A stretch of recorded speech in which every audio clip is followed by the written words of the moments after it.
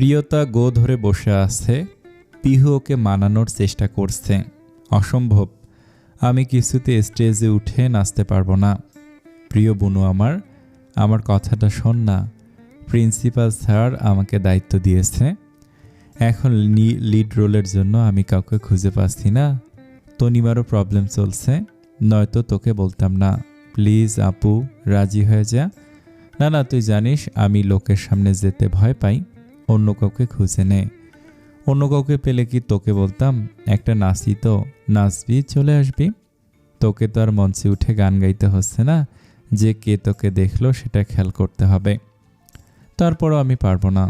এরপর কিন্তু আমার কাছে হেল্প চাইলে কোনো প্রকার হেল্প করব না বলে রাখলাম। ভয় দেখাচ্ছিস? দেখাচ্ছি, ঠিক আছে।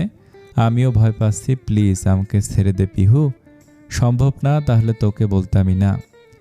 প্রিয়তা কিছুক্ষণ ভেবে বলে, ঠিক আছে, তাহলে তোকে আমার সাথে নাচতে হবে। আমি যদি নাচবই তাহলে তোকে বলতে যাবে কেন? আমি দায়িত্বে আছি, সময় হবে না। সেসব আমি জানি না, তুই তো বললি নাচবি আর চলে আসবি, সময় লাগবে না। প্রিয়তা পিহুর হাত চেপে ধরে আদুরে গলায় বলে, দেখ বনু, তুই সাথে থাকলে তবু আমার সাহস বাড়বে, নয়তো আমি স্টেজে উঠে ভয়ে ফিট খেয়ে পড়ে যাব। তুই কি চাস আমি এমন কিছু করি? একদম না। তাহলে আমার মান সম্মান বলে আর কিছু বাকি থাকবে না। তাহলে আমার কথায় রাজি হয়ে যা প্লিজ। পিহু ভেবে দেখলো বিষয়টা। এটা শুধু বসন্ত বরণ উৎসব নয়, ওদের ডিপার্টমেন্টের রিইউনিয়নও। প্রিন্সিপাল জানিয়েছে চিফ গেস্ট হিসেবে শিক্ষামন্ত্রী উপস্থিত থাকবেন। উনি নাকি ইউনিভার্সিটি থেকে ওদের ডিপার্টমেন্টেই পড়াশোনা করেছে। তাই এটা এখন শুধু একটা উৎসবে থেমে নেই, মহা উৎসবে পরিণত হয়েছে। বিগত কয়েক বছরের সকল ডিপার্টমেন্টের পুরনো স্টুডেন্টদের নিয়ে এই বর্ণাঢ্য আয়োজন করা হচ্ছে। স্পেশালি এই অনুষ্ঠান শেষে চিফ গেস্টকে বিশেষ সম্মাননাও প্রদান করা হবে। ডিপার্টমেন্টের সিনিয়র জুনিয়ররা মিলে এই আয়োজনটাকে সফল করার জন্য দিন রাত পরিশ্রম করছে। পিহু নাচের দিকটা দেখছে, একটু এদিক থেকে ওদিক হলে সমস্যা। ও বেশ কিছুক্ষণ ভাবল, অতপর প্রিয়তার কথায় রাজি হয়ে যায়। প্রিয়তা খুব ভালো নাচ করতে পারে, ছোটবেলায় নাচটাই শিখেছিল, কিন্তু লোক লজ্জায় ওর প্রতিভা বিকশিত হতে পারেনি। আর এত অল্প সময় পিহু কাউকে খুঁজেও পাবে না। ওর একমাত্র ভরসা প্রিয়তা। আমাদের সতর্ক থাকতে হবে, সামনেই ভার্সিটির প্রোগ্রাম আছে, শিক্ষামন্ত্রী আসবে। আমরা যেটার জন্য এতদিন প্রস্তুতি নিচ্ছি সেই সময় ঘনিয়ে এসেছে। জি স্যার, কোনো ভুল ত্রুটি যেন না হয়। জি স্যার। মফিজের বারবার জি স্যার বলায় মায়ান বিরক্ত হলো। চোখ পাকিয়ে মফিজের দিকে তাকাতেই দেখে মফিজ ফোনে ব্যস্ত। মায়ানকে পরীক্ষা করার জন্য বলে, আজ মফিজের হাগা কষা। মফিজ ফোন স্ক্রিনে চোখ রেখে বলে, জি স্যার।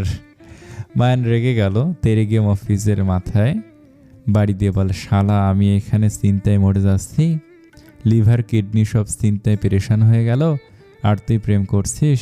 স্যার, এটা জীবনের জন্য জরুরি, সেন্সিটিভ জায়গা, একটু বোঝার চেষ্টা করুন। কাল যখন মিশন ফেল হবে তখন বসকে গিয়ে এই কথাটা বলিস কেমন? আর হ্যাঁ, অভাবে সে দরজায় কড়া নাড়লে তখন সব প্রেম আর প্রেমিকা জানালা দিয়ে পালাবে। মোটেও না, আমার তনিমা আলাদা। আমার? বাহ ভাই বাহ, আজ পর্যন্ত আমাকে নিয়ে এমন কিছু বলতে শুনলাম না। তুই আমার সাথে তোর গার্লফ্রেন্ড নিয়ে কতটা বৈষম্য করিস মফিজ? মফিজ বিরস মুখে বলে, স্যার, গার্লফ্রেন্ড আর আপনি কি এক হলেন? কেন? আমার কি দুটো হাত বেশি নাকি একটা চোখ নেই? স্যার, আপনার বয়স কত? তা জেনে তুই কি করবি? জানিস না ছেলেদের বয়স জিজ্ঞেস করতে নেই? স্যার, ওটা মেয়েদের ক্ষেত্রে হবে। সে যেই হোক, আপনার তো বিয়ের বয়স হয়ে গেছে, বিয়ে কেন করছেন না? মায়ান তীক্ষ্ণ চোখে তাকিয়ে বলে, তুইও আমার বিয়ের পিছনে পড়লি? তোরও আমার সুখ সহ্য হয় না, তাই না? তুই কি চাস আমি আমার এত সুন্দর স্বাধীন জীবন পরের বেটির হাতে তুলে দেই? এরপর তো জীবন কাটাবে বউয়ের অধীনে। সবচেয়ে বড় কথা, বউয়ের মেকআপ সামগ্রী কিনতেই তো আমি ফকির হয়ে যাব। আমাকে কি তোর বড়লোক বলে মনে হয়? মফিজ ফোঁস করে নিঃশ্বাস ছেড়ে বলে, আমার ভুল হয়ে গেছে স্যার, আপনাকে বিয়ে করতে হবে না। আমি তনিমাকে বিয়ে করে বাসায় চলে যাব। আপনার সঙ্গে থাকলে আমার আর জীবনে বিয়ে করা লাগবে না। নিজে তো বিয়ে করবেন না, আমার বিয়েটাও হতে দিবেন না। সি মফিজ, তুই দিন দিন কেমন বিয়ে পাগলা হয়ে যাচ্ছিস না? একটা মেয়ের পাল্লায় পড়ে তুই নষ্ট হয়ে গেছিস। আগে কত ভালো ছিলি। মায়ানের হা হুতাশ করা দেখে মফিজ চোখ উল্টে করে ফেলে। লোকটা সবসময় ওকে জ্বালাতন করে। যদিও মফিজ বুঝে মায়ান এগুলো ইচ্ছে করে করে। মায়ানকে হাসি খুশি দেখলে ওর ভেতরটা ব্যথায় জর্জরিত। মফিজ নিজেও চায় মায়ানের জীবনে কেউ আসুক, ওর জীবনটাকে গুছিয়ে দেখ। কিন্তু কবে সে আসবে, কবে? আজ কোথাও যাওয়ার জন্য তৈরি হচ্ছে। আফতাব দরজায় দাঁড়িয়ে উকি দিয়ে আকস্মিক জিজ্ঞেস করে, কোথায় যাচ্ছ? আজ একটু চমকে উঠে পেছন ফিরে তাকায়। তুমি বাইরে দাঁড়িয়ে আসছো কেন? ভেতরে এসো। আফতাব সুরসুর করে ভেতরে ঢুকেই ছেলেকে জহুরির চোখে পরখ করে বলে, গার্লফ্রেন্ডের সাথে দেখা করতে যাচ্ছ? আজ ভুরু কুঁচকে বাবার দিকে তাকায়। আফতাব আজের কলার ঠিক করে টাইয়ের নট টাইট করে বলে, দেখো বাবা, আমি নিঃসন্দেহে একজন ভালো শ্বশুর হব। প্লিজ আমার বৌমাকে এত ভালো শ্বশুর থেকে বঞ্চিত করো না। তোমার হাবভাব দেখে মনে হচ্ছে আমার মৃত্যুর আগে তুমি বিয়ে করবে না। আজ একটু ধমকের স্বরে বলে, মাথাটা পুরোটাই গেছে তাই না? আফতাব ছেলের পকেটে কিছু টাকা গুজে দিয়ে বলে, গার্লফ্রেন্ডকে ফুচকার দোকানে নিয়ে যেও। তো মেয়েরা ফুচকা অনেক পছন্দ করে। তোমার আম্মুকে আমি একই কায়দায় পটিয়েছিলাম। আজ ভীষণ বিরক্ত হলো। নিরলস গলায় বলে, মেয়ে পটাতে যাচ্ছে না আমি, ভার্সিটির রিইউনিয়নে যাচ্ছি। বাহ, তাহলে তো আরও ভালো। রিইউনিয়নে তোমার কত পুরনো বান্ধবী আসবে, একটাকে তো পছন্দ হয়েই যাবে। তুমি একদম চিন্তা করবে না, মেয়ে পছন্দ হলেই সোজা বাড়ি নিয়ে আসবে। মেয়ের বাপ মাকে আমি বুঝিয়ে নেব। আজ বাবার কাণ্ডে হা হয়ে গেল। কোন বাপে ছেলেকে প্রেম করতে উৎসাহ দেয় বলে মেয়ে তুলে আনতে? এবার কিন্তু একটু বেশি হয়ে যাচ্ছে আব্বু। তোমার বউয়ের মুখ দেখার জন্য যে আমাকে আরও কত কিছু করতে হবে তা তো কেবল আল্লাহই ভালো জানে। অবশেষে আজ অতিষ্ঠ হয়ে জবাব দেয়, ঠিক আছে, আমি কথা দিচ্ছি, তোমার মৃত্যু সজ্জায় আমি গার্লস ভাড়া করে নিয়ে আসব। তোমাকে এটা নিয়ে এত ভাবতে হবে না। আফতাব খিটখিটে মেজাজ নিয়ে বলে, একদম পাক্কা আমার বাপের মতো হয়েছ। দেরি হয়ে যাচ্ছে আমার, আসছি। আলোকসজ্জায় ঝলমলে চারদিক। এদিকে প্রিয়তার চিন্তার শেষ নেই। ওর পরনে লাল সাদা সোনালির মিশ্রণে বাঙালি আটপৌরে স্টাইলের শাড়ি, প্রিন্সেস হাতার লাল ব্লাউজ, মানানসই মেকআপ, অল্প জুয়েলারিতে প্রিয়তাকে বেশ লাগছে। চুলগুলো সুন্দর করে খোপা করা, বেলি ফুলের গাজরা লাগানো। ও বসে বসে দাঁত দিয়ে নখ কাটছে। অনুষ্ঠান শুরু হতে খুব বেশি সময় নেই, লোকজনের আশা লেগেই রয়েছে। প্রিয়তা একাকী বসে বসে নিজের ভয় শঙ্কার সাথে লড়ছে। তনিমাও পিহুর সহকারীর ভূমিকায় আছে। একটু পর পিহু এলো। প্রিয়তা ওকে দেখে উঠে দাঁড়ায়। তুই ঠিক আছিস? নে জুস খা, আর বেশি চিন্তা করিস না। আর শোন, তোর সাথে যারা নাচবে তারা সবাই তৈরি। ওদের সাথে গিয়ে ভালো কর, দেখা কর, কথা বল, তাহলে আর ভয় লাগবে না। পিহু পিহু প্রিয়তাকে আলতো করে জড়িয়ে ধরলো, অভয় দিয়ে বলে, চিন্তা করিস না, আমি সবসময় তোর সাথে আছি। সাথে আছিস মানে তুই চিন্তা করিস না। তনিমা, ওকে দেখ, আমি আসছি। আরে আসছি মানে রিল্যাক্স কর বোন, তোর বোন তোকে রেখে যাচ্ছে না, ওরও তো কাজ আছে, আর আমি আছি তো। প্রিয়তা চুপ হয়ে গেল। জানি এখন আর কিছু বলে কোনো লাভ হবে না। রাস্তা কাঁপিয়ে সাই সাই করে গোটা 10 গাড়ি এসে ভার্সিটির প্রাঙ্গণে থামল।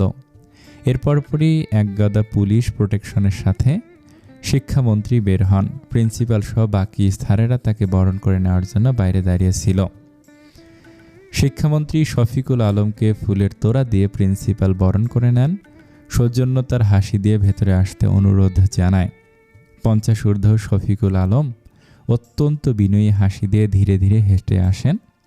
ওনার হেঁটে আসার রাস্তায় শিক্ষার্থীরা ফুলের পাপড়ি ছিটিয়ে সম্মান প্রদর্শন করেন। আসুন মন্ত্রী সাহেব, বসুন, আপনার জন্যই সব আয়োজন।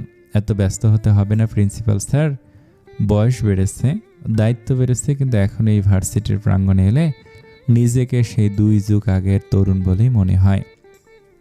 আরে আমি তো আপনাদের নিজের লোক, আপনি অনুষ্ঠান দেখুন, আমি ঠিক আছি। এই মন্ত্রী সাহেবের জন্য খাবার ব্যবস্থা করো। সঙ্গে সঙ্গে কয়েকজন লোক এসে জুস নিয়ে আসে আপনি বসুন, একটু পরে আমাদের অনুষ্ঠান শুরু হবে। ঠিক আছে। মফিজ: জি স্যার। সব ঠিকঠাক আছে তো? জি স্যার। আমাদের লোককে সব জায়গায় নজরদারি করতে বলেছিস? দেখ, এটা কিন্তু বড় মাছ, রাঘব বোয়াল। তার বলতে এই ব্যাটার জন্যই তো জীবনে পড়ালেখা করা লেগেছে, বাপ মায়ের বকুনি আর মায়ের খাওয়া লেগেছে। মনে তো হচ্ছে ব্যাটারে আমি নিজেই বোমা মেরে উড়িয়ে দেই। মায়ানো সাই দিয়ে বলে, এটা তো প্রত্যেক স্টুডেন্টের স্বপ্ন, সবাইকে যদি একবার সুযোগ দেওয়া হতো তাহলে। শিক্ষামন্ত্রী এতদিনে কবরে শুয়ে থাকত। সে যাই হোক, কাকে ফোকাস কর, কোনো ঝামেলা যেন না হয়। আপনি চিন্তা করবেন না স্যার, সিচুয়েশন আন্ডার কন্ট্রোল। নজর রাখ, আমি আসছি। স্যার আমিও যাই। মায়ান সরু চোখে তাকে জিজ্ঞেস করে, যাই মানে? কোথায় যাবি? মফিজ লাজুক হাসি দিয়ে বলে, তনিমা এসেছে, একটু দেখা করতাম। তোর প্রেমের মায়েরে বাপ। মায়ানকে মারতে উদ্যত হতেই মফিজ হাত দিয়ে মুখ আঁকলে উঠে বলে, স্যার প্রিয়তা ম্যামও কিন্তু এখানেই আছে, আজ এই অনুষ্ঠানে ওনার নাচও আছে। মায়ান সহসাই থেমে গেল। মফিজ ওরা হাসি দেয়। মায়ান যতই বলুক, বেচারা প্রিয়তার প্রেমের জালে ধরা পড়ে লইট্টা মাছের মতো ফেসে গেছে। জাল কেটে বের হওয়ার কোনো উপায় নেই। মায়ান মফিজের কথা শুনে সত্যি সত্যি প্রিয়তাকে দেখতে চলে এসেছে। ওকে কষ্ট করে বেশি দূর যেতে হলো না। সামনেই পিহু একটা ছেলের সাথে কথা বলছে বললে ভুল হবে, ছেলেটাকে রীতিমতো ধমকাচ্ছে। ছেলেটার ভীতু মুখ দেখে মায়ান নিজেও ভয় পেয়ে গেল। বুকে হাত দিয়ে বিড়বিড়িয়ে বলে, না, যত যাই হোক না কেন, এই বহুরূপী মেয়েকে ভালোবাসা যাবে না। কি মেরে বাবা, গিরগিটি একটা, এখনো সময় আছে। মায়ান রেজা, প্রেমের রাস্তায় পা রাখার আগে ভাটা ফেলে লুঙ্গি তুলে দৌড় লাগা। এ মেয়ে তোর জন্য ভালো নয়। মায়ান ঘুরতে আজকে দেখতে পায়। আজকে দেখে মায়ান ওখান থেকে সরে পড়ে। এখন আজের সঙ্গে কথা বলার সময় নেই, কিন্তু ও এখানে কেন এসেছে? উফ, মায়ান কি বলবে, কি করে এখানে আজ কতবার ঝামেলা হতে চলেছে। পরক্ষণে ওর মনে পড়ল, আজ তো এই ভার্সিটির স্টুডেন্ট, ভার্সিটির রিইউনিয়নে আসাটা স্বাভাবিক। তবু মায়ানের চিন্তা হচ্ছে না, আজ ওর ভাই, একে তো দায়িত্বের বোঝা, এখন আবার ইমোশন জুড়ে গেল। ওকে আড়াল থেকে আজকে প্রোটেক্ট করতে হবে। এবারের উদ্বোধনী সঙ্গীত নিয়ে আসছে এই ভার্সিটির বোটানি ডিপার্টমেন্টের রাহুল, রীতা। সকলের অ্যানাউন্সমেন্ট শুনে একযোগে করতালি দিয়ে ওদের উৎসাহ দেয়। আজ স্যারদের সাথে দেখা করে সিটে গিয়ে বসে। অনুষ্ঠান শুরু হয় রবীন্দ্রসঙ্গীতের মাধ্যমে। এরপর আরও কিছুক্ষণ এই আয়োজন জারি রইল। আজ বসে বসে ফোন ঘাটছে, বিরক্ত হয়ে গেছেও। হঠাৎ ওর মনে হলো ও মফিজকে দেখল।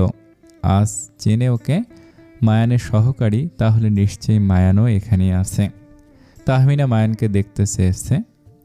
ওকে তো আজকাল ফোনেও পাওয়া যায় না, তাই আজ ভাবলো হয়তো মফিজ জানে মায়ান কোথায়। ও আস্তে করে সিট থেকে উঠে মফিজকে খুঁজতে বের হয়।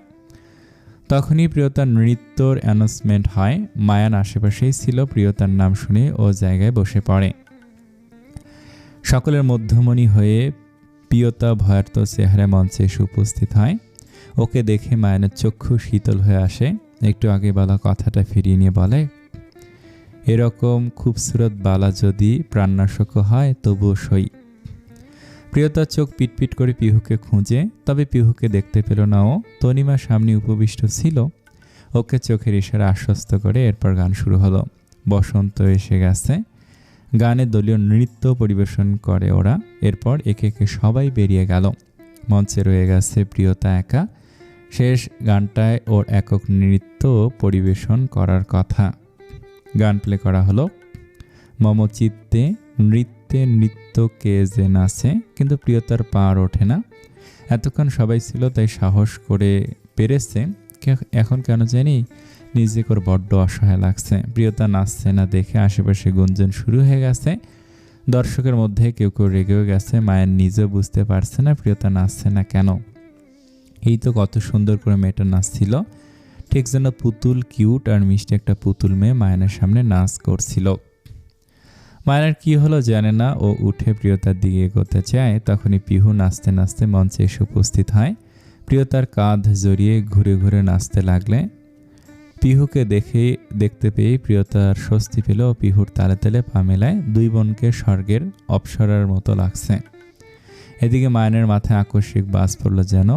ওর নিজের চোখে বিশ্বাস হচ্ছে না, একই রকমের একই ড্রেস আপে দুটো প্রিয়তা কিভাবে সম্ভব। ততক্ষণে মফিজ ওর সামনে এসে হাজির হয়েছে। মায়ান চোখ কষলে মফিজকে বলে, মফিজ, আমি কি নেশা না করে নেশায় ডুবে আছি নাকি রে? কোথাও মেয়াদ উত্তীর্ণ শুকনো পাতা খেয়ে ফেলিনি তো? দুটো প্রিয়তা কোত্থেকে এলো? মফিজ মাথা চুলকে বলে, আমিও একটু আগেই জানতে পেরেছি স্যার। কি? ওনারা দুই বোন যমজ। প্রথম দিন যে আপনার পাশে ব্যাট দিয়ে মেরেছিল ওইটা ছোট, নাম পিহু। আর তনিমার বান্ধবী যার সাথে আপনার ঝগড়া হয়েছিল ওইটা প্রিয়তা, পিহুর বড় বোন। তার মানে এটা যে আপনি যাকে ভেবে প্রিয়তা ম্যামের সাথে ঝামেলা করেছেন ওইটা অ্যাকচুয়ালি আপনার শালি হয়। আর প্রিয়তা ম্যামের শালি ডাকে অ্যালার্জি, তাই ওই দিন ওরকম বিহেভ করেছিল। আল্লাহ বাসায় দিয়েছে স্যার। আমি তো ভাবছি পিহু ম্যাডাম হলে ওই দিন আপনার কি অবস্থা হতো। চুপ কর শালা। মায়ান আচমকায় ওকে ধমক দিয়ে বসে। এখনও এত বড় সত্যিটা হজম করতে পারেনি বেচারা। আমার কি দোষ? তবে আপনার কপাল ভালো স্যার, পছন্দ করেছেন যাকে, মানে প্রিয়তা ম্যাম। উনি খুবই শান্ত, ভদ্র আর লাজুক প্রকৃতির। কিন্তু ফ্রিতে শালি পাবেন, একটা শালি তো নয় যেন পুরায় আগুন। মুখটা বন্ধ রাখবে। কাজের কি অবস্থা? চালু আছে, আমাদের লোক চারিদিকে ছড়িয়ে রয়েছে, আপনি চিন্তা করবেন না।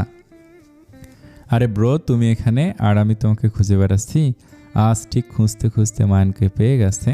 আজ মায়ানকে খোঁজার জন্য বেচারা পিহু প্রিয়তার সত্যিটা জানতে পারল না। মায়ান ওকে আটকায়, তুই এখানে কেন? এক্ষুনি এখান থেকে বের হ। আজ কেন?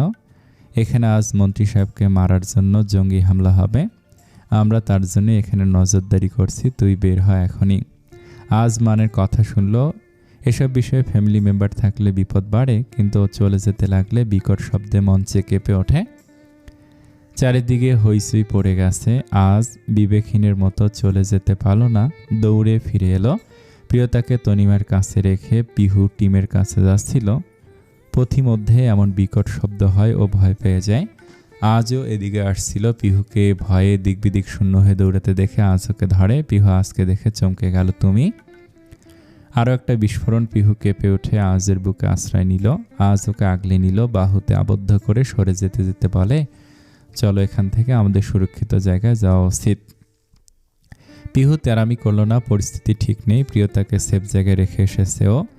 এতক্ষণে নিশ্চয়ই ওরা ক্যাম্পাসের বাইরে চলে গেছে। প্রিয়তার স্টেজ পারফরমেন্সের পর ভালো লাগছিল না, তাই পিহুকে বলে হোস্টেলে ফিরতে চাইলে গেট পার হতেই বিস্ফোরণের শব্দে পিহু বলে চিৎকার করে ছুটে আসে। পিছু পিছু তনিমাও এলো।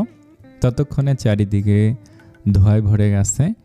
প্রিয়তা কাঁদতে লাগলো, পিহু আমার বোন কোথায়? তনিমা ওকে ধরো। কাঁদিস না পিহু। প্রিয়, পিহুকে আমরা পেয়ে যাব, চিন্তা করিস না। মন্ত্রীমশাইকে সেফ জায়গায় পার করা হয়েছে। পরিবেশ এখন শান্ত। মায়ানের লোকজন থাকায় ওরা আততায়ীকে ধরতে সক্ষম হয়েছে। হতাহতের কোনো খবর পাওয়া যায়নি। মায়ান মফিজকে বলে আততায়ীকে নিয়ে যেতে।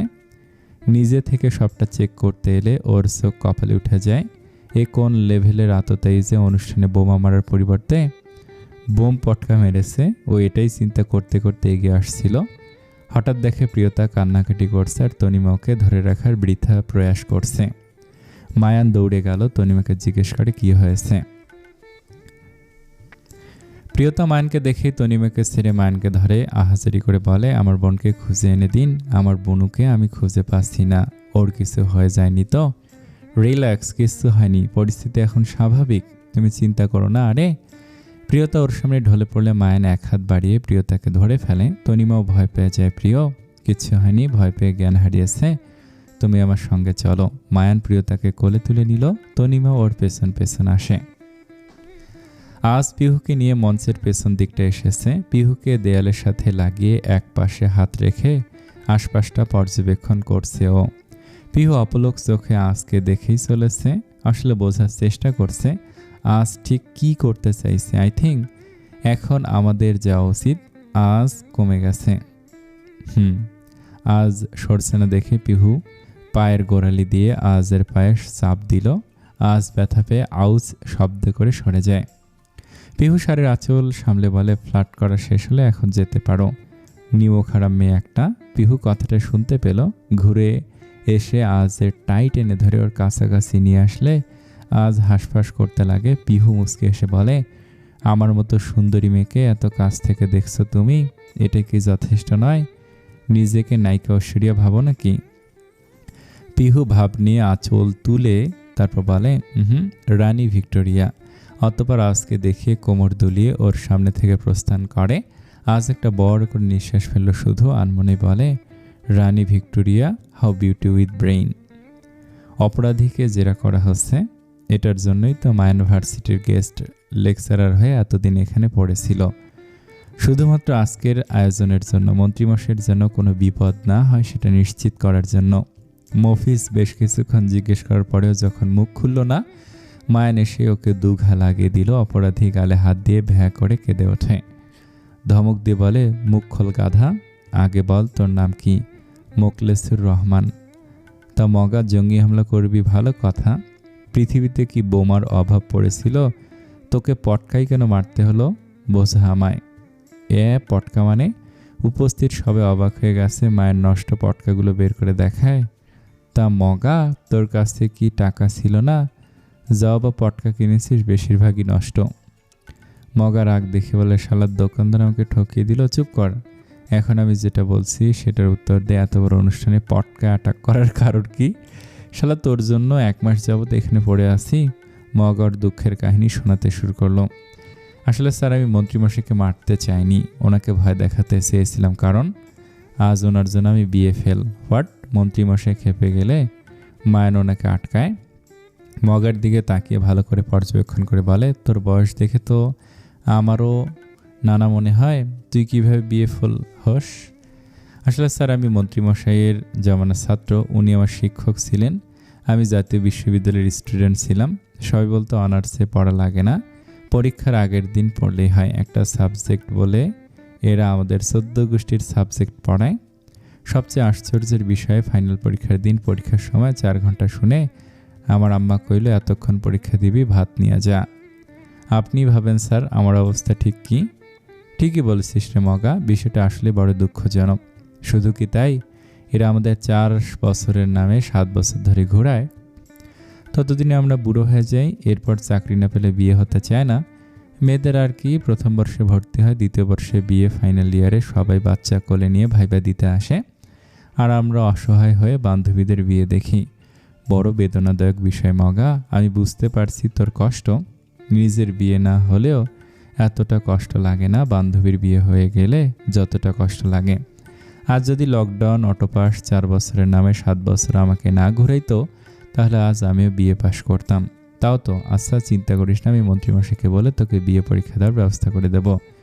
বিয়ে পাশ কে করতে চায় তাহলে? আমি তো বিয়ে মানে বিয়ে করতে চাই।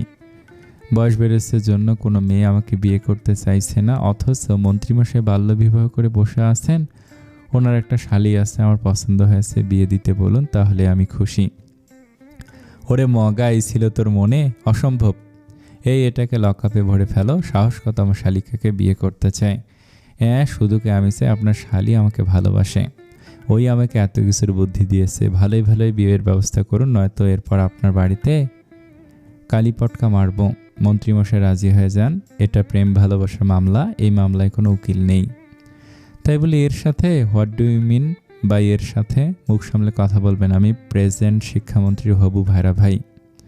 আরে বাহ, রং বদলাতে সময় লাগে না দেখছি।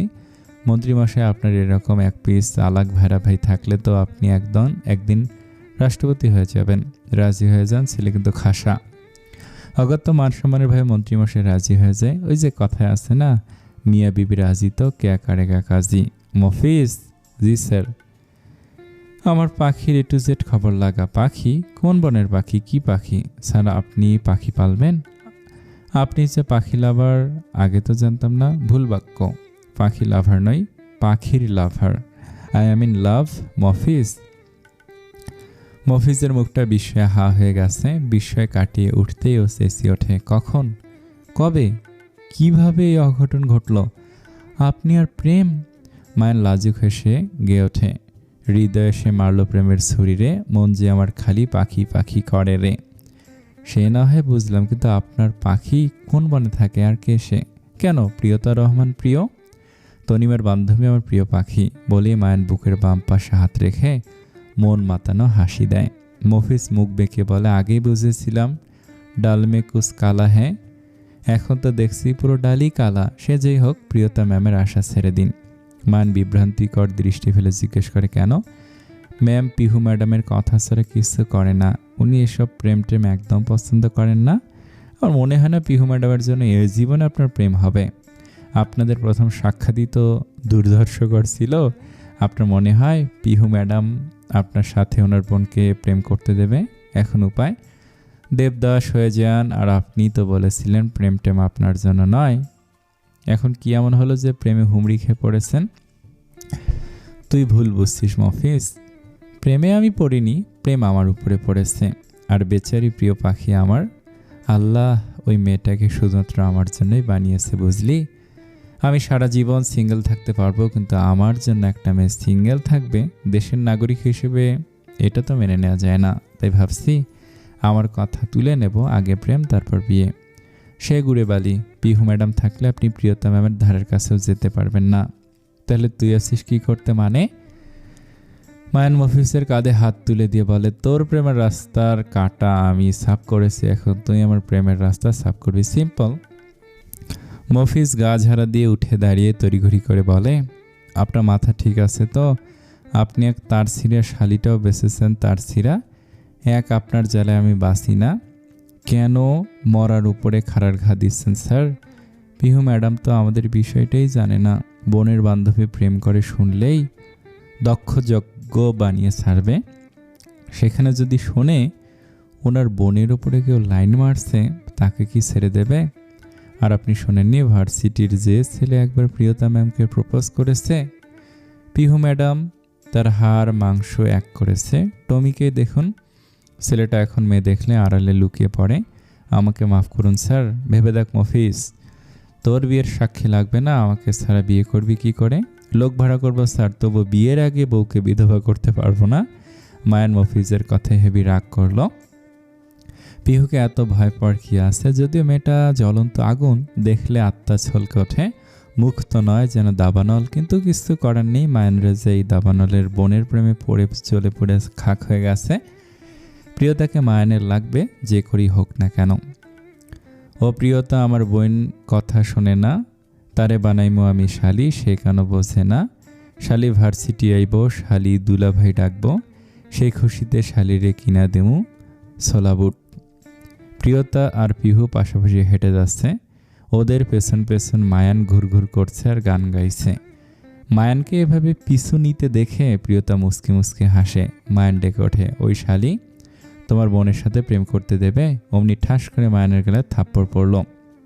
পিহুর রক্তাভ মুখ আর আগুন ঝরা চোখ দুটো যেন এক্ষুনি মায়ানকে ভস্ম করে দেবে। পিহু আর একটা থাপ্পড় ওঠাতে মায়ান না বলে চিল্লিয়ে ওঠে। ওর চিৎকার শুনে মফিজ দৌড়ে এসে জিজ্ঞেস করে, স্যার কি হয়েছে? শ্বশুরের ঘরে শালি আমাকে থাপ্পড় মেরেছে রে মফিজ।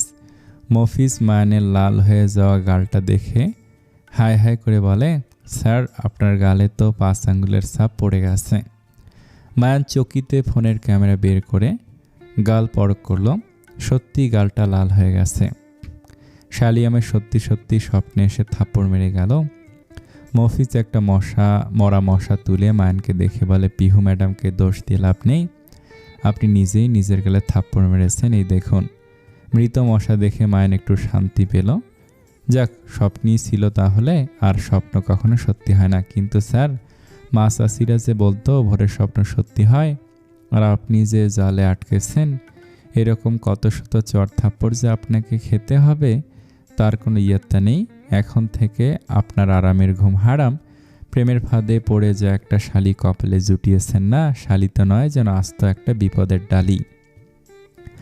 মায়ান আচমকে মফিজের গালে ঠাস করে থাপ্পড় মেরে বলে, সব হয়েছে তোর জন্য। আরও দে বদদোয়া শালা কোথাকার। আপনি আমাকে মারলেন, ভুলে যাবেন না, সবে তো শালি, শ্বশুর কিন্তু এখনো বাকি আছে। তোকে তো। মফিজ কোনো রকম ওখান থেকে দৌড়ে পালায়। এদিকে মায়ান চিন্তায় পড়ে যায়, প্রেমে যখন পড়ে তখন হাত পা না ভেঙে কিছুতেই সে উঠবে না। লাইলি মজনু ডায়লগটা মনে করে গেল, যাবজ্জীবন প্রেম না করিব ভঙ্গ, প্রেমের লাগি তনু কবির পতঙ্গ। পড়া শেষ, উচ্ছিন্নে এতটুকু মনে ছিল, ঝেড়ে দিলাম। আব্বাজান ও আব্বাজান হাতে ধরি পায়ে পড়ি বিয়ে করে লন। ও আমার আব্বাজান, আপনার বিয়ে দেখার লাগে প্রাণ যে করে আনসান, আমার প্রাণ যে করে আনসান, আপনি বিয়ে করে লন। সাত সকালে আফতাবের বিয়ে নিয়ে ড্রামা করা দেখে আজ টেবিলে মাথা এলিয়ে দিল। রোজকার নাটক ওর আর ভালো লাগছে না। আব্বু, তুমি আবার শুরু করেছো? আফতাব চেয়ারে বসতে বসতে বলে। যতদিন না বিয়ে করবি এমনই চলবে। বিয়ে করে নাও, আর কিছু বলবো না। ওকে ফাইন, আগে মায়ান ব্রোয়ের বিয়ে দাও, দেন আমি বিয়ে করব। বিয়ে না করার জন্য কত বাহানা তুমি আমাকে দেবে আজ, এবার কিন্তু বেশি বেশি করছো। আমি বেশি বেশি করছি? Like seriously? তুমি তো আমার বিয়ে নিয়ে এত উন্মাদ হয়ে গেছো, তবুও তো বলেছি আমার পছন্দের মেয়ে খুঁজে বের করো, আমি বিয়ে করে নেব। সেটাও তো করছো না। হয় আমার বলা বিবরণ অনুযায়ী মেয়ে খুঁজে আনো, নয়তো আগে ব্রোয়ের বিয়ে দাও। তোমার তো একটা বৌমা চাই, তাই না? এখন সেটা আমার হোক বা মায়ান ব্রোয়ের, মেয়ে হলেই হলো। আজ গটগট করে কথাগুলো বলেই ব্যাগ হাতে অফিসের উদ্দেশ্যে বেরিয়ে পড়ে। আফতাবও জেদ করে বলে, ঠিক আছে, আজ আমিও তোমার বাপ হই, আকাশ পাতাল এক করে হলেও ওই মেয়েকে আমি খুঁজে বের করবই। আজ থেকে আমার খাওয়া ঘুম সব হারাম। মিশন তোমার পছন্দের মেয়েকে খুঁজে বের করা। তোমাকেও দেখে নিও, তুমিও দেখে নিও তোমার বাবা কতটা জেদি। পিহু, প্রিয়তা, তনিমা একসঙ্গে ভার্সিটিতে যাচ্ছে। আজকে একটা রিক্সা পায়নি, রিক্সাওয়ালাদের ধর্মঘট চলছে, তাই তিনজন বাধ্য হয়ে হেঁটেই ভার্সিটি যাচ্ছে। বেশ কিছুটা পথ হাঁটার পর পিহু থেমে গেল। কি হলো, চল। তোর এত গরমে কেউ হেঁটে যায়? তার উপর রোদ দেখেছিস? নির্ঘাত সূর্যটা বউয়ের সাথে রাতে ঝগড়া করে দিনে আমাদের উপরে রাগ ঝেড়ে প্রতিশোধ নিচ্ছে। বলছি সূর্য মামা, এত যে গরম দেখাচ্ছ, সেই তো বউয়ের কাছে ঝাড়ি খেয়ে বসে আছো, এখনো সময় আছে, ভালো হয়ে যাও। পিহু, তুইও না, লোকে ভাববে মেয়েটা পাগল হয়ে গেছে। আরে ভুল কোথায় বললাম? তনিমা বলে ওঠে, একদম ঠিক বলেছিস, সূর্যটা হচ্ছে তোর জামাই আর সূর্যের বউ তুই। আমার তো বেচারা সূর্যের জন্য কষ্ট লাগছে, ঢং দেখলে বাঁচি না। ওরা হাঁটতে হাঁটতে বাটা শোরুমের কাছে চলে এসেছে। শোরুম দেখে পিহু দুষ্টু হাসি দিল। প্রিয়তা সহজীবনের হাসির রহস্য ধরে ফেলে। পিহু, একদম না। হুম, না না না না, হ্যাঁ হ্যাঁ হ্যাঁ হ্যাঁ। এই তোরা কি হ্যাঁ না না খেলছিস? আমাকে একটু বল। পিহু এখন শোরুমে ঢোকার পরিকল্পনা করছে। কেন? পিহু ভেতরে ঢুকতে ঢুকতে বলে, এসির হাওয়া খেতে, জলদি চল। সর্বনাশ।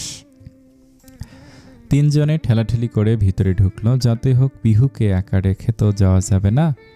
প্রিয়তা পিহুর কাছে এসে চাপা সরে বলে, বোন, আমরা কিন্তু ফকির, গাড়ি ভাড়াও নেই, এত বড় শোরুমের জিনিস কিনবো কি করে? চুপ কর ভাইয়া। জি ম্যাম, এই জুতোটা একটু দেখান তো। শুরু হলো পিহুর কারসাজি। ক্লাস শুরু হতে এখনো ঢের সময় বাকি। দুজনে বসে রইল আর পিহু ইচ্ছে মতো জুতো দেখছে। ওকে দেখে কেউ বুঝতেই পারবে না গরম লাগে ওর এসির বাতাস খেতে শোরুমে ঢুকেছে। এভাবে প্রায় অর্ধেক দোকানের জিনিস দেখার পর প্রিয়তা অসহায় মুখ করে বলে, চল বোন, এরপর তো ক্লাস মিস করব। আচ্ছা ভাই, আসি। ম্যাম, কোনটা পছন্দ বললেন না যে? আসলে এগুলো আমার টাইপের না, ভালো লাগেনি। নেক্সট টাইম ভালো কিছু নিয়ে আসবেন। জুতো কিনলে আমি এখানে আসবো, চিন্তা করবেন না। সেলসম্যান শুধু দোকানের দিকে একবার তাকালো। এত এত জুতা, অথচ একটা পছন্দ হয়নি। ততক্ষণে ওরা বাইরে বেরিয়ে এসেছে। এতক্ষণে শরীর ঠান্ডা হলো।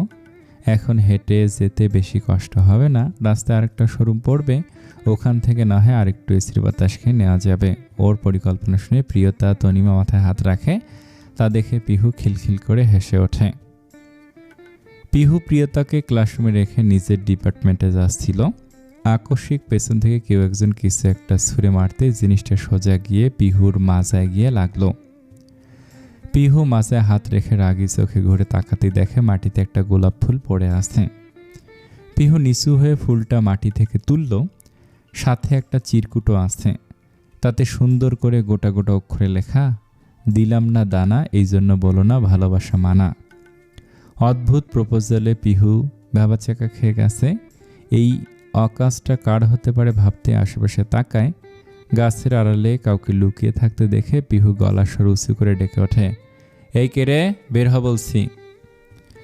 মায়ান লাজুক হাসি দিয়ে নতুন বউয়ের মতো গাছের আড়াল থেকে বের হলো। মায়ানকে দেখে পিহুর মেজাজ সপ্তম আকাশে পৌঁছে গেল। ফুলটা দেখিয়ে কর্কশ গলা জিজ্ঞেস করে, এটা কে দিয়েছে তুমি? প্রিয়তার নরম কণ্ঠস্বরের লাজুকতার পরিবর্তে এমন কর্কশ গলা পেয়ে মায়ানের সন্দেহ হলো। ও লাজুকতা ছেড়ে বিস্মিত গলায় প্রশ্ন ছুড়ে দিল, শালি, দেইনি কিন্তু গালি। হতচ্ছাড়া উজবুক একটা। মায়ান এতক্ষণে শিওর হলো এটা পিহু, প্রিয়তা নয়। একটা লম্বা শ্বাস নিয়ে বলে, মিস ফায়ার হয়ে গেছে, ওটা তোমার জন্য নয়, ফেরত দাও। পিহু ফুলের পাপড়ি ছিঁড়ে কাঁটাযুক্ত ডালটা মায়ানের দিকে ছুঁড়ে দিল। তুমি ফুল দিয়েছ, আমি কাঁটা দিলাম। শ্বশুরের ঘরে শালি, হবু বউকে দেয়া লাভ লেটার আর ফুলটার সর্বনাশ করে দিল রে। হোয়াট, হবু বউ? কে সে? যার কপাল এত মন্দ যে সে তোমার বউ হবে? মায়ানের এখন লজ্জা লজ্জা লাগছে। ও আঙ্গুল দাঁতের নিচে দিয়ে নখ কাটতে কাটতে ঢুলে ঢুলে বলে, আমার পাখি তোমার বোন। হোয়াট? প্রিয়? মায়ান হু হু করে চটজলদি মাথা ওপর নিচ করে। পিহু তেরে সে মায়ানের দিকে আঙ্গুল তুলে হিসিয়ে বলে, খবরদার মায়ান রেজা, আমার বোনের থেকে দূরে থাকবি। আমার বোনকে প্রপোজ করার আগের রেকর্ড চেক করে নিস।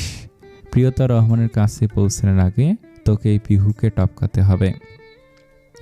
মায়ান সুন্দর করে পিহুর আঙ্গুল ধরে সাইড করে নিয়ে বলে, সরি শালি, তোমার মতো জিরাফকে আমার পক্ষে টপকানো পসিবল না। তবে তুমি চিন্তা করো না, তোমার বোনকে আমি ঠিক পটিয়ে বিয়ে করে নেব। অসম্ভব, আমি ওর বোনকে চিনি, ও কখনো তোমায় পাত্তা দিবে না। গ্যারান্টি দিও না, পরে কিন্তু কথা রাখতে পারবে না। আমার বোনের ওপর সম্পূর্ণ বিশ্বাস আছে। তুমি নিজে চরকায় তেল দাও, ঠিক আছে? আমিও তোমাকে শালি বানিয়ে ছাড়বো। দেখাই যাবে। পিহু মুখ ভেঙচি দিয়ে চলে যেতে লাগলে মান চিল্লিয়ে বলে ওঠে, ওই শালি, তোমার বোনকে বড় ভালোবাসি। আই লাভ ইউ, তোমারে না, তোমার বোন রে। পিহু হাতের তালু দেখিয়ে চর দেওয়ার ইশারা করে মায়ান দাঁত কেলিয়ে হেসে ওঠে। তুমি দিও না গো প্রেমের ঘরের দরজাখানা বন্ধ করিয়া, আমি তোমার বোনের প্রেম শোকেতে যাব মরিয়া। পিহু কুকুর দারোয়ানের থেকে প্রিন্সিপালের পোষা কুকুরটা বেল্ট হাতে নিয়ে মায়ানের দিকে আসলে মায়ান ভয়ে শুকনো ঢোক গিলে পালাতে চায়। পিহু সুর তুলে বলে ওঠে, তুমি ভয় কেন পাও দুলা ভাই, আমায় দেখিয়া আবজি কুত্তে দিয়ে খাও নিমু তোমার কলিজা। আজকের জন্য এনাফ, শালি দেইনি কিন্তু গালি, পরে দেখা হবে। টাটা। মায়ান এক প্রকার দৌড়ে ওখান থেকে পালিয়ে আসে। পিহু দীর্ঘশ্বাস ফেলে কুকুরটা দারোয়ানকে দিয়ে ক্লাসরুমের দিকে এগোয়। ব্রেকিং নিউজ, আজকের তাজা খবর, the famous businessman Aftab Raihan ইফটিজিংয়ের কেসে লকআপে বন্দি। কানা ঘুষে শোনা যাচ্ছে কচি মেয়েদের পেছনে লাগায় জনগণ তাকে ধরে পুলিশে দিয়েছে। আফতাব এখন লকারে শিখ ধরে করুণ গলায় গাইছে, আমি বন্দি কারাগারে, ছেলের জন্য বৌমা দেখতে গিয়ে আজ আমি বন্দি কারাগারে। না, আজ ঘুম থেকে উঠে চিৎকার করে বসে হাঁপাতে লাগলো। ঘড়িতে দেখে সকাল 9টা বাজে। এমন ভয়ানক একটা স্বপ্ন দেখে ঘুমটা ভেঙে গেল ওর। ধর, আফতাব কখন কি করে বসে এই চিন্তায় আজের ঘুম হারাম হয়ে গেছে। আজ যে শুক্রবার হয়, অফিস ছুটি। কোথায় ভেবেছিল একটু শান্তিতে ঘুম দেবে, তার আর জন্যই ও উঠে গিয়ে ফ্রেশ হয়ে নিল। আয়নায় দাঁড়িয়ে চুল আঁচড়াতে লাগলে নিচ থেকে তাহমিনার বিলাপ শুনে হাতের চিরুনি রেখে দ্রুত নিচে নেমে আসে। কি হয়েছে আম্মু, সকাল সকাল কান্না করছো কেন? তোর বাপ আমার কপাল পোড়ালো, তোকে এই বয়সে অনাথ বানিয়ে দিল রে। আজ কি বলছো? আব্বু তো সুস্থ আছে। শুধু কি মানুষ মরলে অনাথ হয়? তোর বাপ তোর আর আমার কপাল পুড়িয়ে সতীন ঘরে আনতে চাইছে। এই দেখ খবরের কাগজ, তোর বাপে পাত্রী চাই লিখে খবরে বিজ্ঞাপন দিয়েছে। হোয়াট?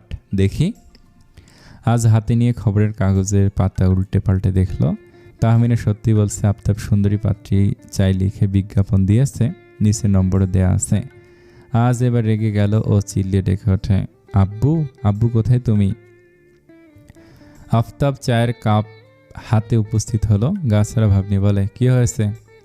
সকাল সকাল মা ছেলে মিলে বাড়িটাকে মাছের বাজার বানিয়েছ কেন? এগুলো কি? খবরের কাগজ দেখে। দেখতেই তো পাচ্ছ কি, তুমি ভালো হবে না? তাহমিনা তেরে গিয়ে আফতাবের পাঞ্জাবি টেনে রাগত স্বরে বলে, বুড়ো বয়সে ভীমরতি ধরেছে তোমার, সতীন আনতে চাইছো? এই বয়সে আমি সতীনের ঘর করব ভেবেছ? সি সি, কী সব বলো তুমি? সতীন আসবে কেন? আরে বৌমা আসবে, বৌমা। তোমার ছেলের জন্য বিজ্ঞাপন দিয়েছি, এবার তোমার ছেলের বিয়ে কেউ আটকাতে পারবে না। আজ বিরক্ত হয়ে পত্রিকা অফিসে কল দিয়ে খবর ছাপাতে বারণ করে দেয়।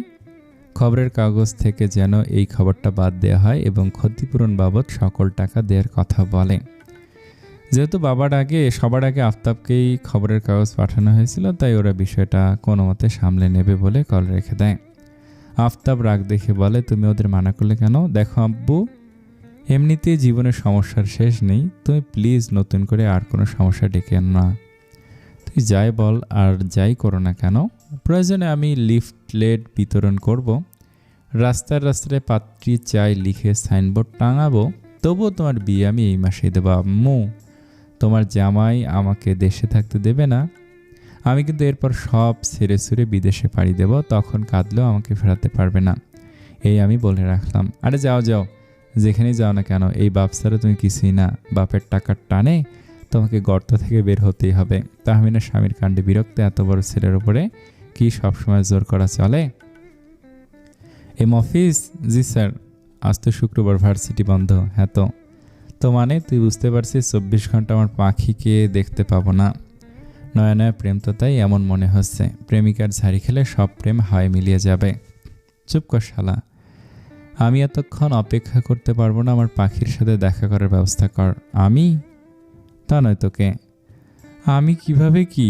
তনিমা আছে না, ওকে বল পাখিকে নিয়ে বের হতে, শুক্রবার ঘুরবে ফিরবে তা না, জলদি ডাক, বল দেখা করবি। মারবে আমায়, আমি আসছি তো। হ্যাঁ তা তো আমি জানি, আসি বলে কেটে পড়বেন, আপনাকে আর আমার বিশ্বাস নেই। বিশ্বাস কর অফিস, আমি বিশ্বাসঘাতক নই।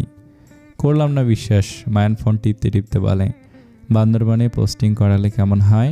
এমনিতেও ডিপার্টমেন্টের এমন অনেক লোক আছে যারা আমার সহকারী হওয়ার জন্য নিবেদিত প্রাণ, ভাবছি থেকে পোস্টিং করিয়ে ওদের কাউকে নিজের সহকারী বানিয়ে নেব, কি বলিস? Yes sir. আমি কি একবারও বলেছি? আপনিও না, আমি তো মজা করেছি। কোথায় আসতে বলবো? মায়ান দাঁত কিলে হেসে বলে, পার্কে ডাক, প্রেম করার সবচেয়ে ভালো জায়গা পার্ক। ঠিক আছে স্যার। দুজনে কোথায় যাচ্ছিস? তনিমা পিহুর কথায় মিথ্যে হাসি দিয়ে বলে, একটু বাইরে যাচ্ছি, এখনই চলে আসবো। আমাকে বলিসনি তো, আমিও যেতাম। মানে ম্যাথ ক্লাস করতে যাচ্ছি, আজ তো শুক্রবার ফ্রি সেমিনার হচ্ছে, তুই তো যেতি না, যাবি গেলে চল। না না তোরাই যা, জীবনে আর যাই হোক পড়াশোনা আমার দ্বারা হবে না, তোরাই যা। পিহু সন্দেহ করেনি দেখে তনিমা বুকে হাত রেখে স্বস্তি নিঃশ্বাস ফেললো। একমাত্র পড়াশোনার কথা বললেই পিহুকে টলানো যায় না, তো মেয়েটা যা বুদ্ধি আর নজর, একদমে ধরে ফেলে কোনটা সত্যি আর কোনটা মিথ্যা। প্রিয় চল। প্রিয় তো সুন্দর করে হিজাব পরে তৈরি হয়ে তনিমার সাথে বের হয়। তনিমা ওকে ফ্রি সেমিনার কথা বলে বাইরে নিয়ে এসেছে। রিক্সায় উঠে দুজনে বেরিয়ে পড়ে। রিক্সা পার্কের সামনে থামালে প্রিয়তা বিস্ময় নিয়ে প্রশ্ন করে, এখানে কোন স্যার ফ্রি ক্লাস নেবে? সরি, প্রিয় মাহফুজ ডেকেছে, একা তো আসতে পারবো না, তাই তোকে সাথে করে নিয়ে আসলাম। হোয়াট? তুই আবার মিথ্যে বলেছিস? পিহু জানলে। তনিমা প্রিয়তার হাত চেপে ধরে অনুনয় করে বলে, মাফ করে দে বোন, একটু চুপ থাক, এসব ছেড়ে বিয়ে করে ফেল। আমারই প্রেম টেম ভালো লাগে না, করবোই তো, পরীক্ষাটা হয়ে গেলে বিয়ে করব। আড়াল থেকে মায়ান প্রিয়তার কথাটা শুনে ফেলে। প্রেম করার খায়েশ ঝেড়ে বিয়ে করার ফোন দিয়ে আটে। সত্যি বলতে লুকিয়ে চুরিয়ে প্রেম করার বয়স ওরও নেই, তার ওপর আসেই তো এক পিস শালি, এর চেয়ে ভালো ঝটপট বিয়ে করে ফেলা। একবার বিয়েটা হয়ে গেলে তখন তো কেউ আর ওদের আলাদা করতে পারবে না। এত কিছু ভাবতে মায়ান শয়তানি হাসি দিল।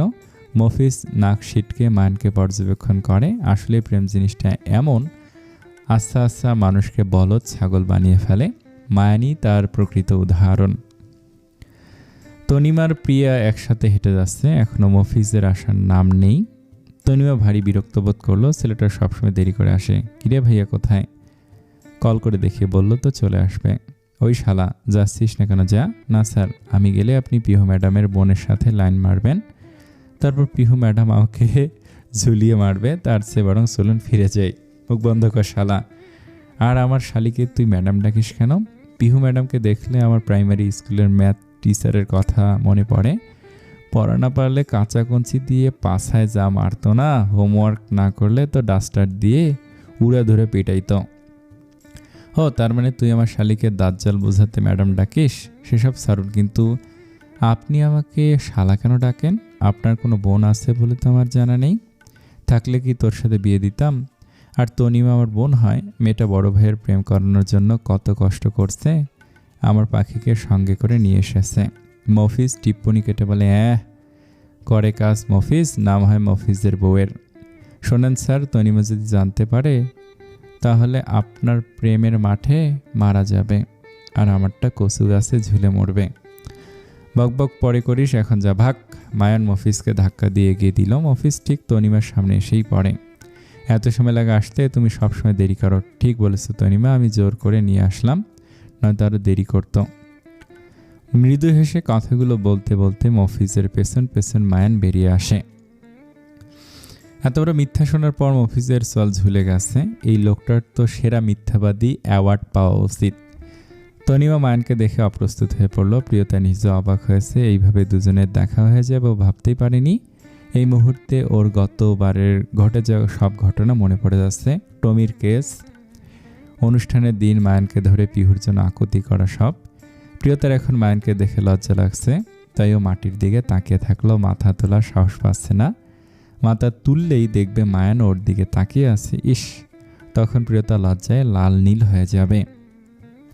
ওদেরকে প্রাইভেসি দেওয়া উচিত। কানের কাছে ফিস ফিস আওয়াজ শুনতেই ও চমকে উঠে তাকায়। মায়ান ওর ঠিক পাশে দাঁড়িয়ে আছে। প্রিয়তা সরে যেতে লাগলে হোঁচট খেয়ে মায়ান ওর হাতটা টেনে ধরে। প্রিয়তা অর্ধেক শরীরে ভার শূন্যে, তো বাকি অর্ধেক মায়ানের হাতে। মফিজকে ইশারা করতে মফিজ মুখ লটকিয়ে তনিমাকে নিয়ে সরে পড়ল। মায়ান প্রিয়তাকে সোজা করে দাঁড় করিয়ে দেয়। তুমি ঠিক আছো? প্রিয়তা আস্তে করে মাথা নেড়ে হ্যাঁ জানে, ধন্যবাদ, আমার সৌভাগ্য। প্রিয়তা বিস্ময়ে চোখে তাকালে মায়ান ক্যাবলা হাসিতে বলে, ওইদিকে যাই, চলো ফুচকা খাও তো। প্রিয়তা অত্যাধিক খুশি হয়ে বলে, আপনিও খান বুঝি? মায়ান চাপে পড়ে হেসে বলে, হ্যাঁ খাই তো, আমার তো ভীষণ প্রিয়। প্রিয়তা বেশ অবাক হয়ে জিজ্ঞেস করে, কিন্তু ছেলেরা তো এসব পছন্দ করে না। কে বলেছে? খাবারে কি ছেলে মেয়ের নাম লেখা থাকে নাকি? হতে পারে ফুচকা টক জাতীয় খাবার, মেয়েদের জাতীয় খাবার। আরে আমরাও জাতির নাগরিক, না মানে দেশের নাগরিক। আচ্ছা চলুন।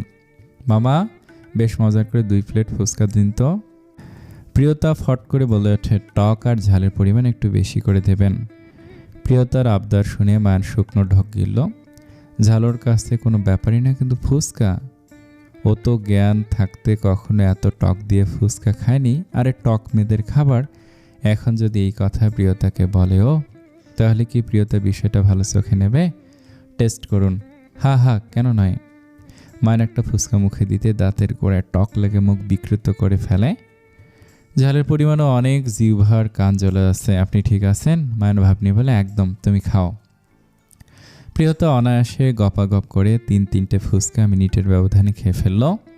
চোখের পলকে 1 প্লেট ফুচকা শেষ। মায়ানের গর্ব হলো, ওর বউ কতটা সাহসী, নয়তো এসব খাওয়া কি সবার সাধ্যের মধ্যে পড়ে? ফুচকা খেতেও সাহস লাগে। কি হলো, খাচ্ছেন না কেন? খাচ্ছি। মামা আরেক প্লেট দিন। মায়ান চমকে উঠল। মেয়েটা বলে কি? প্রতি প্লেটে 12 পিস করে ফুচকা আছে। এতগুলো খেয়েও আবার খেতে চাইছে। মেয়েদের এত সাহস ভালো না। প্রিয়তা 3 প্লেট ফুচকা খেয়ে তবেই থামলো, সঙ্গে মায়ানকে খাওয়ালো। মায়ান এখন পারে তো কেঁদে দেবে। নেহাত মান সম্মানের প্রশ্ন বলে হাসি মুখে সবটা শেষ করেছে, কিন্তু আর সহ্য হচ্ছে না। অফিসকে দেখেই ডাকে, আর্জেন্টলি অফিসে যেতে হবে, জলদি চল। সরি তনিমা। কোনো ব্যাপার না ভাইয়া, আচ্ছা সাবধানে যে অফিস চল। মায়ান অফিসকে নিয়ে পার্কের পেছনের দিকটা এসেছে, ময়লা ফেলানোর জায়গায়। হয় এদিকটাই কেউ আসে না। স্যার, এটা কোনো কাজ করলেন? সবে প্রেমটা জমে উঠেছিল, আমরা সংসারের পরিকল্পনা করছিলাম, এই সময় কেউ ডাকে? কিসের আর্জেন্সি? মান চিল্লিয়ে বলে, পানিয়ান মফিস ভেতরে বাইরে জ্বলে গেল রে। হায় আল্লাহ, স্যার আপনি ঠিক আছেন তো? মফিসের কণ্ঠে উদ্বিগ্ন। মায়ানের ফর্সা মুখটা লাল বর্ণ ধারণ করেছে। ও তাড়াহুড়ো করে বেরিয়ে পানি খুঁজতে লাগলো। মায়ান কানে আঙুল ঢুকিয়ে গগন বিহারি চিৎকার জুড়ে দেয়, আ! এতগুলো ফুচকা খেয়ে মায়ানের পেট খারাপ হয়ে গেছে। একটু পরপর ভেতর বাহির করতে করতে জীবন শেষ। ওরে মফিস, টিস্যু দে। মফিস তাচ্ছিল্য করে বলে, আরও খান ফুচকা? বিদ্রুপ করছিস? না স্যার, আপনার জ্বালায় উপরে লবণ ছিটাচ্ছি, হেভি মজা লাগছে, বিশ্বাস করুন। আচ্ছা স্যার, এত ঝাল যে খেলে বের হওয়ার সময় চলছে না, বরফ নিয়ে এসে দেবো, আরাম লাগবে? আরামজাদা, বের হয়ে একবার, তারপর তোর খবর আছে।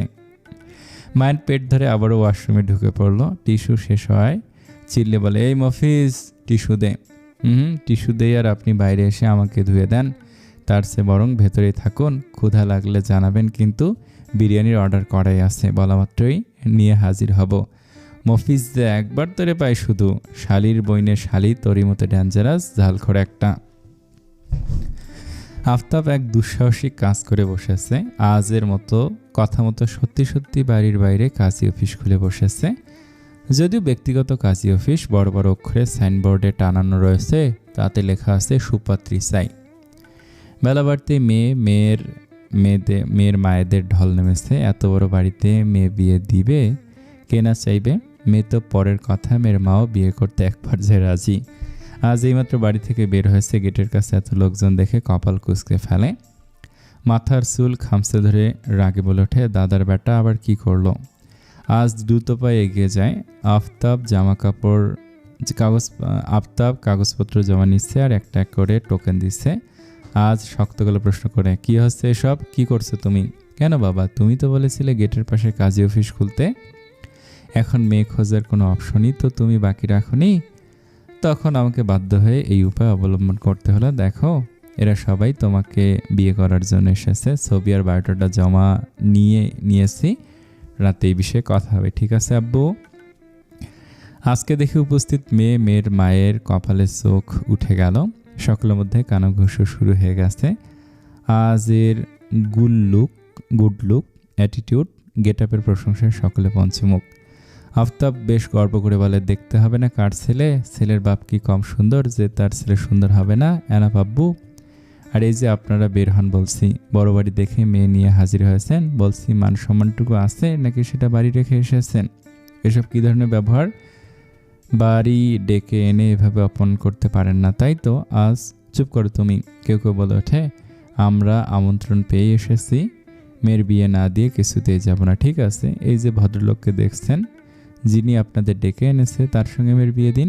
এমন কচি সুন্দরী স্টেপ মম পেতে আমার কোনো আপত্তি নেই। হোয়াট রাবিশ আজ? আমি তোমার বাবা হই, নিজের মায়ের সংসারে সতীন আনতে চাইছো? আমাকে বাড়ি থেকে পালাতে বাধ্য করো না আব্বু, আমি বিয়ে করবো না, মনে রাখবে।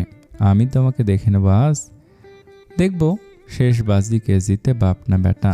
কবে আইবে আমার পালারে, কবে করমু শ্বশুরের মাইয়ারে বিয়ারে।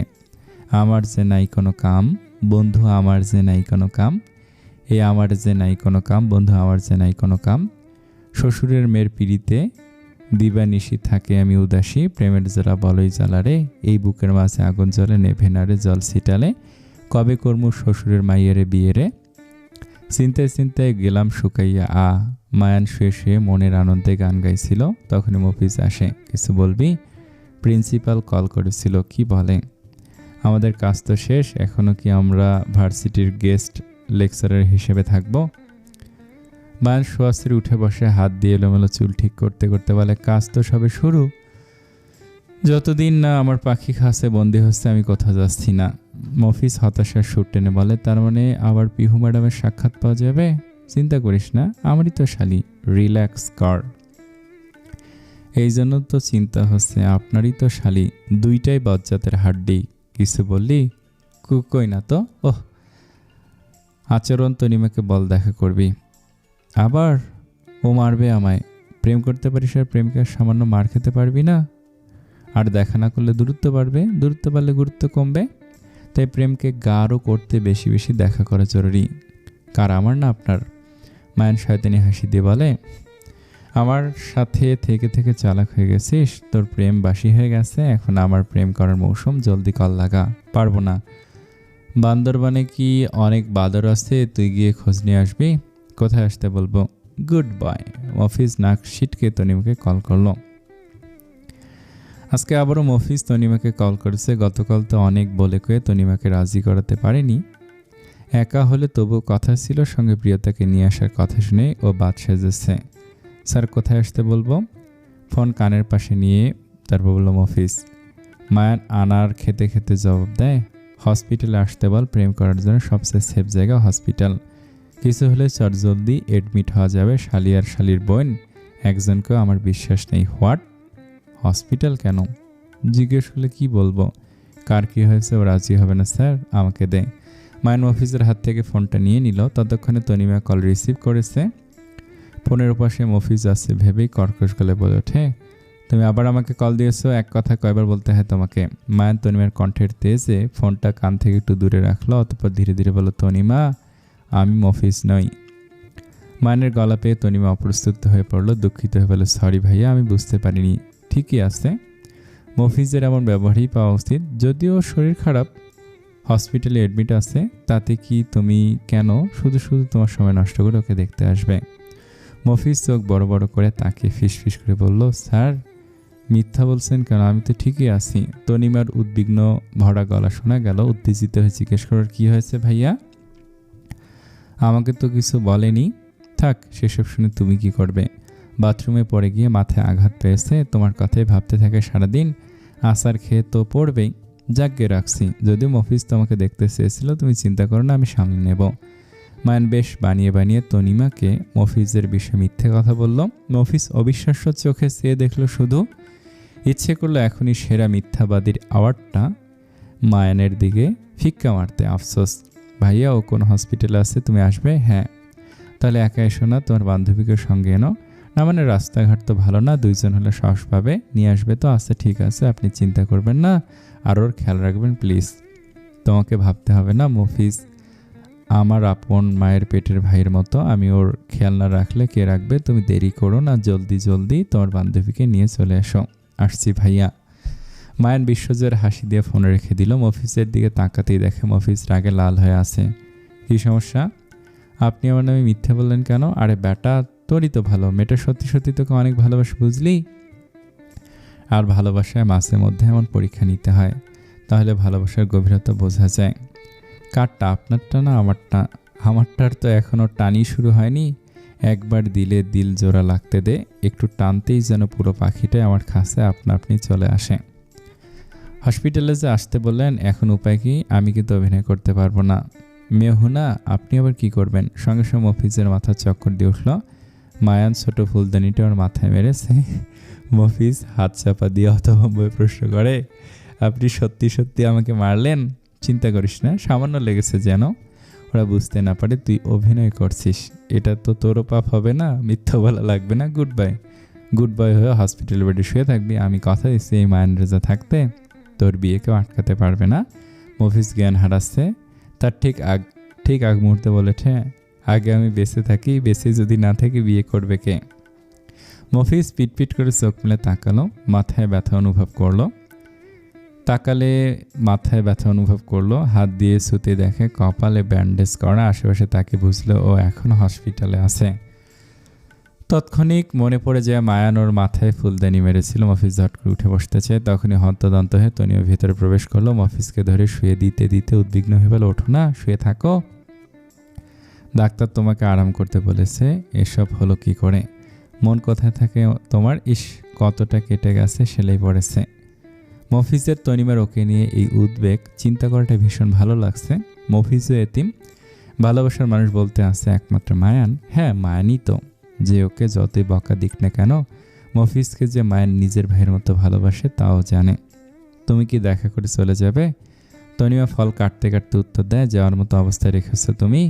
তোমাকে কালকে রিলিজ দেবে, ততক্ষণ আমি এখানে থাকবো। এখন কি লাগে না লাগে কখন? সপ্তাহ নার্স দিয়ে হয় না, আর ভাইয়াও তো এত কিছু একসাথে সামলাতে পারবে না, একা মানুষ, তাও কোনো মেয়ে নেই। থাকবে কি করে? আমি কি বিয়ে করেছি? করে নিলেই তো পারো। ঠিক মতো খাওয়া দাওয়া না করলে শুধু মাথা ঘুরে পড়া কেন, আরও কত কিছু হবে। শরীর তো দুর্বল, খাওয়ানো নাকি? নিজে যা পারি রান্না করি। আমি কি মেয়ে যে গুছিয়ে রান্না করব? আমি স্যার মিলেমিশে রান্না করি। বুঝতেই পারছি তোমার তো এখন ঔষধ না বুয়া দরকার। আমার তো মনে হয় বুয়া না, একটা বউ দরকার। তনিমা আমাকে বিয়ে করবে? তনিমা সজল চোখে মফিজের দিকে তাকায়। মফিজ তনিমার উত্তরের অপেক্ষা আছে। মফিজ আবারও বলে ওঠে, তেল নুন দিয়ে রান্না খেতে খেতে জিভ পচে গেছে। বউয়ের হাতে রান্না খেতে ইচ্ছে করছে। আমি বাজার করে আনবো, আমার বউ রাঁধবে, আমি অফিস করে বাড়ি ফিরবো, তারপর দুজন মিলে একসঙ্গে খাবার খাবো। সেই সৌভাগ্য কি আমার হবে? আল্লাহ চাইলে কেন হবে না? মফিজ তনিমার হাত ধরে নরম অথচ শান্ত গলায় বলে, চলো না বিয়ে করে ফেলি, ইনশাআল্লাহ আমি তোমার দায়িত্ব নিতে পারবো। তোমাকে কষ্ট করে টিউশনি করিয়ে নিজের খরচ চালানো লাগবে না। তোমার সব স্বপ্ন পড়াশোনার দায়িত্ব না হয় আমি নেব। এতটুকু তো করতেই পারি, তাই না? বলো না, আমাকে বিয়ে করবে? তনিমার চোখ থেকে টপ টপ করে পানি পড়ছে। ও হালকা করে মাথা দুলিয়ে হ্যাঁ বোঝায়। মফিজ খুশি হয়ে গেল। খুশির ঠেলায় তনিমাকে জড়িয়ে ধরে আহ্লাদ করে বলে, আস্তাগফিরুল্লাহ, নাউজুবিল্লাহ। মফিজ, এসব তুই কী করছিস? বিয়ের আগে জড়াজড়ি তো ভালো কথা নয়। আকস্মিক মায়ানের প্রিয়তাকে নিয়ে আগমন করে তনিমা মফিজ, দুজনে অপ্রস্তুত হয়ে পড়ে। তনিমা বেচারি লজ্জা পেয়েছে, মফিজ বিরক্ত বোধ করলে এত ভালো সময় মায়ানকে আসতে হলো। সে যাই হোক, জড়াজড়ি পরে করিস, পাখি না, প্রিয়তা তোকে দেখতে এসেছে, দেখা শেষ। বলে ভুল সময় এসেছো তুমি, এখন বাইরে চলো, অন্যের প্রেমে ব্যাঘাত ঘটলে পরে আমাদের প্রেমে বাস এসে পড়বে। কি কিছু না, চলো এখান থেকে, দেখা পরে করো, তোরা কন্টিনিউ কর, আমরা যাই। মায়ান প্রিয়তাকে নিয়ে বাইরে বেরিয়ে এলো। প্রিয়তা লজ্জা পেয়েছে। আপনি কি? হ্যাঁ, ওদেরকে ওভাবে লজ্জা না দিলে আপনার চলছিল না? কি করব, আমার তো আর লজ্জা দেওয়ার মতো বউ নেই, তাই আমি অন্যকে লজ্জা দিয়ে বেড়াই। বিয়ে কেন করছে না? বয়স তো কম হয়নি, আর দেরি করলে তো বাচ্চারা দাদা ডাকবে। তুমি তো, আমি তো কি, রাজি হয়ে যাও, এখনই বিয়ে করে ফেলি। প্রিয়তার মুখটা রাগে লাল হয়ে গেল। রাগ সামলাতে মায়ানের ঠাস করে চর বসিয়ে দিয়ে দেয়। বেয়াদব, অসভ্য লোক, আমার আগে বোঝা উচিত ছিল আপনার মতো সুবিধাবাদী লোকজনের জন্য মেয়েরা সেফ না। ভালো মানুষের মুখোশ পরে ঘুরে বেড়াতে লজ্জা করে না? মায়ানের হাত আপনা আপনি গালে চলে গেছে। প্রিয়তার ডাকে, ওকে কি হলো, গালে হাত দিয়ে আসেন কেন? মায়ের সংবিত ফিরে পেল। ও বোকার মতো হেসে বলে, ভালো মেয়ে পেলেই বিয়ে করে নেব। পৃথিবীতে বোধ হয় ভালো মেয়ের সংকট চলছে, তাই না? কি জানি, ভালো খারাপ মিলেই তো পৃথিবী। এরই মধ্যে রিসিপশনে হইচই শোনা গেল। কী হয়েছে বলুন তো, গিয়ে দেখতে হবে। ওরা এগিয়ে গিয়ে দেখে একজন মহিলা রিসিপশনিস্টের সাথে হাজিরি করে ডক্টরকে কল করতে বলছে। কী হয়েছে এখানে? আসলে স্যার, উনি ওনার হাজব্যান্ডকে নিয়ে এসেছে, হার্টের পেশেন্ট, অপারেশন করতে হবে। এখন উনি বলছেন ওনার কাছে টাকা নেই, ডক্টরের সাথে দেখা করার জন্য জোরাজুরি করছেন। বলুন তো, এত বড় অপারেশন কি বিনামূল্যে করা পসিবল? মহিলাটি মায়ানকে দেখে ওটা জাপটে ধরে হাজিরি করে কেঁদে বলে, ওনাদের কও না আমার স্বামীরে বাঁচাই দিতে, আমার উনি ছাড়া আর কেউ না, আমি গরিব মানুষ, এত টাকা কই পামো? তবু আমি কইছি বাড়িটা বেচে টাকা দিমো, ওরা রাজি হইতেছে না, কয় এখনই টাকা জমা দিতে হইব। ওনার হাজব্যান্ড এখন কোথায়? বেডে আছেন, টাকা না দেওয়া পর্যন্ত অপারেশন করা হবে না। তাই বলে একটা অসুস্থ মানুষকে টাকার জন্য আপনারা মেরে ফেলবেন? স্যার, বুঝতেই পারছেন এত বড় অপারেশন তো বিনামূল্যে করা পসিবল না, আর ডক্টর আমাদের বাইরে থেকে নিয়ে আসতে হয়। আপনি ইমিডিয়েটলি ডক্টরকে বলে অপারেশনের ব্যবস্থা করুন, পেমেন্ট আমি করে দিচ্ছি। প্রিয়তা বিষয় নিয়ে মায়ানকে পর্যবেক্ষণ করছে। হার্ডে খুব সম্ভবত রিং বসাতে হবে, কয়েক লক্ষ টাকার বিষয়, অথচ মায়ান একবারের জন্য ভাবছে না। অথচ আমরা তো রাস্তার ফকিরকে 2 টাকা দেওয়ার আগেও কত চিন্তা ভাবনা করি। আন্টি, আপনি চিন্তা করবেন না, আপনার হাজব্যান্ড সুস্থ হয়ে যাবে, আল্লাহ ভরসা। মহিলাটি মায়ানের গালে মুখে হাত ছুঁয়ে দিয়ে কান্নায় ভেঙে পড়ে। তোমার মতো গর্ভ সার্থক, তোমার মায়ের গর্ভ সার্থক, তোমার মতো পোলা জন্মাইছে। তোমার বাপ মা কে বাবা? মায়ান একটা মালিক হাসি দিয়ে বলে, ওরা তো কেউ নেই আন্টি, দুজনে আমার এতিম করে ফাঁকি দিয়ে চলে গেছে। মহিলাটির মায়ানের কথায় দুঃখিত হয়ে বলে, কে কইছে বাবা তুমি এতিম? আমার নিজের পোলা মাইয়া তো আমাকে ফিরাও দেখে না, তুমি আমার কেউ না হইয়াও আমার কত বড় উপকার করলা, তুমি তো আমার পোলা বাবা। প্রিয়তা বিড়বিড় করে বলে, লোকটা এতিম, অথচ দেখলে বোঝা যায় না কতটা স্বাভাবিক থাকে, কিভাবে এতটা। আসসালামু আলাইকুম। এই গল্পটা কেমন লাগছে কমেন্টে জানান। আমার তো অনেক ভালো লাগছে, আপনাদের কেমন লাগছে? আসসালামু আলাইকুম।